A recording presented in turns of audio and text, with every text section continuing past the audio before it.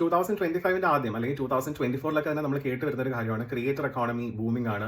ക്രിയേറ്റേഴ്സിനൊക്കെ ഇനി ഭയങ്കര ഓപ്പർച്യൂണിറ്റീസും ഡിമാൻഡും ഒക്കെയാണ്. അപ്പോൾ ഇഷ്ടംപോലെ ഓപ്പർച്യൂണിറ്റീസ് വരുന്നുണ്ടെന്നുള്ളത്. അപ്പോൾ അങ്ങനെ ഞാൻ റീസെന്റ് കേട്ടൊരു കാര്യമാണ് ദുബായിൽ ഗോൾഡൻ വിസ ക്രിയേറ്റേഴ്സിനും ഓപ്പൺ ചെയ്തിട്ടുണ്ടെന്നുള്ളത്. നമ്മൾ ഗോൾഡൻ വിസ നേരത്തെ കേൾക്കുന്നുണ്ട്, ഡോക്ടേഴ്സും എഞ്ചിനീയേഴ്സിനും ഇൻഫ്ലുവൻസേഴ്സിനൊക്കെ സെലിബ്രിറ്റീസിനൊക്കെ അവർ കൊടുക്കുന്നുണ്ടായിരുന്നു. ഇപ്പോൾ അത് കോണ്ടന്റ് റൈറ്റേഴ്സ് അല്ലെങ്കിൽ പോഡ്കാസ്റ്റേഴ്സ് അങ്ങനത്തെ എല്ലാവർക്കും ഇപ്പോൾ അവർ ഓപ്പൺ ചെയ്തിട്ടുണ്ട്. സോ ഇപ്പോൾ ഇത്രയും വലിയ ഓപ്പർച്യൂണിറ്റീസ് ആണ് ഇപ്പോൾ നമുക്ക് മുന്നിലുള്ളത്. അപ്പോൾ നിങ്ങൾക്ക് ഇപ്പോൾ ഓൾറെഡി ഒരു സ്കില്ലുണ്ട്, നിങ്ങൾക്ക് വീഡിയോ എടുക്കാൻ അറിയാം, അല്ലെങ്കിൽ വീഡിയോ പ്രസന്റിംഗ് ഇഷ്ടമാണ്, നിങ്ങൾക്ക് ഒരു ഇൻഫ്ലുവൻസർ ആവണം, അല്ലെങ്കിൽ നിങ്ങൾക്ക് കോണ്ടന്റ് റൈറ്റിംഗ് സ്കില്ലുണ്ട്, പോഡ്കാസ്റ്റിംഗ് ചെയ്യാൻ ഇഷ്ടമാണ്, ഇതെല്ലാം നിങ്ങൾക്ക് ഇഷ്ടമാണെങ്കിൽ വെയിറ്റ് ചെയ്തിരിക്കരുത്, ഇപ്പോൾ തന്നെ അതെല്ലാം ചെയ്തു തുടങ്ങാം. നിങ്ങൾ നിങ്ങളുടെ ഒരു പേഴ്സണൽ ബ്രാൻഡ് ബിൽഡ് ചെയ്യുക. സോ പേഴ്സണൽ ബ്രാൻഡിംഗ് ഭയങ്കര ഇമ്പോർട്ടൻ്റ് ആണ്.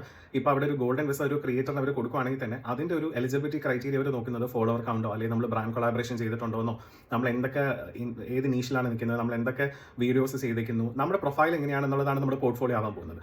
അപ്പോൾ ഈ ഒരു ഫീൽഡിൽ ഇഷ്ടംപോലെ ജോബ് ഓപ്പർച്യൂണിറ്റീസും പൊട്ടൻഷ്യലും ഉണ്ട്. അപ്പോൾ നിങ്ങളത് സ്റ്റാർട്ട് ചെയ്തില്ലെങ്കിൽ ഡെഫിനറ്റ്ലി നിങ്ങളുടെ പേഴ്സണൽ ബ്രാൻഡ് നിങ്ങൾ ബിൽഡ് ചെയ്യാൻ തുടങ്ങാം.